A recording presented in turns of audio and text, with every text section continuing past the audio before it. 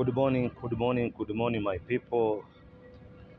Natumai mmeamka mkiwa wazima kabisa. Vilevile mimi niko mzima, namshukuru sana Mwenyezi Mungu. Upande huu sijaona jambo la kunipea hofu. Mungu amepata kunistiri na kunihifadhi. Kwa hivyo mtu wa Mungu, asubuhi ya leo nataka tu nikutie moyo nikisema ya kwamba kuna uwezekano wengi wetu tumezaliwa katika familia ambazo zimekuwa maskini. Wengine wetu tuliomba msaada lakini hawakuwahi kutusaidia msaada kwao.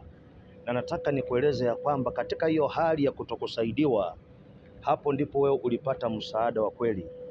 Maana wakati ulipoondoka pale ukao umejikatia kana kwamba tamaa, hauna ndugu wala rafiki wa kukusaidia, lakini usisahau mkono wa Mungu haukuondoka juu yako, na ndiposa leo hii Mungu amepata kukufanikisha.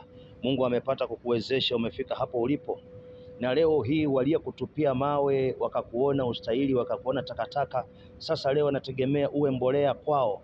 Lakini mtu wa Mungu, nataka nikwambia kwamba sio lazima upate kuwarudia watu waliokukataa. Kaa mbali na wao ili wasijue siri ya mafanikio yako.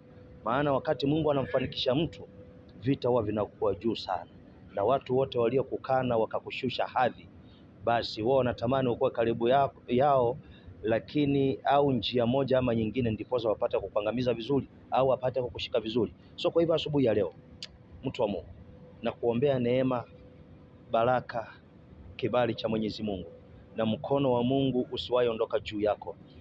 Isaya anasema ya kwamba Uria alipokufa alimuona Bwana.